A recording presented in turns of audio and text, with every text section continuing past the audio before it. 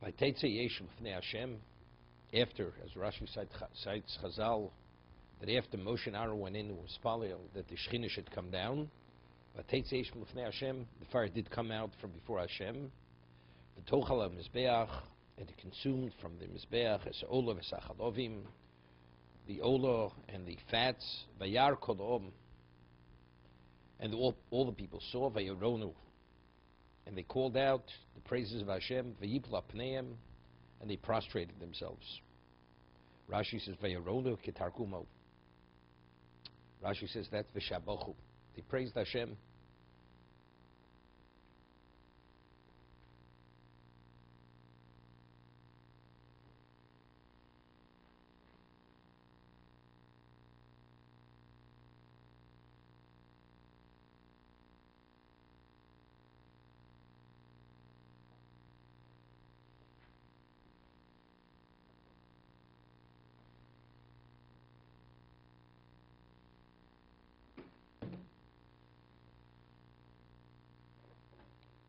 You know what I'm thinking? Nachi, you weren't here yesterday. It says they praised Hashem, then they prostrated themselves. Right? Why is that the order? Yeah. Maybe you'd say first you fall. I mean, you're still overwhelmed. Right? But here, no. First they praised, and then they fell.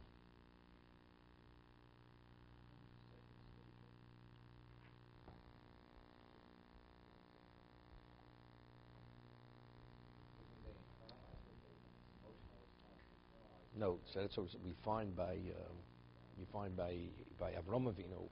It says he came to Vayispor Sorav Livkosa. He eulogized it, then he cried. I'd say, I mean, man, Sora being so special, being married so many years, being through so much together. I should say he cried, right? It was Vayispor Sorav Livkosa. First then he cried. So what I always say, of course he cried right away. But in terms of really understanding the loss, he had to articulate. Originally you're overwhelmed. He has a loss. Comes back, he finds out sorry man who passed away. But after he articulated who she was, then it had its impact. It was a different level of crying. Because then he had an appreciation for the loss. A person's overwhelmed. You know, I'm awestruck. You're knocked out. You know, you're dumbfounded. But what are you? Here it's Vayaronu. It's because they praised Hashem and they realized that God was. They became negated. It's like a person you're so taken by something because you can't praise more. Understand? You praised Hashem to what degree? That you're so overwhelmed with the praise. It's v'ipul apneim. It causes a negation. So that's why the order is. First praise and then it's prostration. It's not out of respect. It's not like something, it's respectful to bow. No. It's not a gesture over here.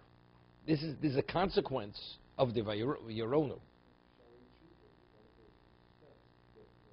No, but I'm saying one is a direct. This is like a psikresha. We call it the psikresha. It's not possible. If you grasp Hashem at this level, there's no way that you don't prostrate yourself.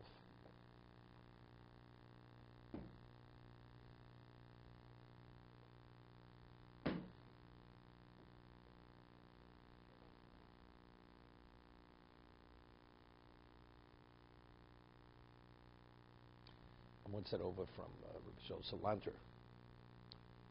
David Mel says, Hashem sosai tiftoch v'yagiti l'secho. And, I mean, all day we speak. We ask Hashem to give us the ability to speak. David, before he'd speak to Hashem, he'd ask Hashem to give him the ability to be able to utter his praises. Why? See, he told over a story that there was a czar in Europe. He was a rabid anti-Semite. I think it was Nikolai II. And he issued all kinds of decrees against the Jews. He's the one who instituted the 25-year draft, the things with the Cantonists in Europe and all that. And he issued a decree and they had to have it somehow pleaded, but to come before the Tsar, firstly the person had to speak classical Russian. The person had to be poised and had to have all the understanding, of how a person has to stand before the king. Because if the Tsar has any sense that there's any degree of disrespect, he could actually banish the Jews, and who knows what he could become enraged. So they found a person, a Jew, who spoke the classical Russian. He was poised, he was a diplomat, he was this, that, he had all the skills, and he practiced for about 3 months. And he had it down to the pat. He did his spiel in front of many people. They said, you're ready to go. He travels to the Tsar, he gets the appointment, comes before the Tsar. He lost his ability to speak.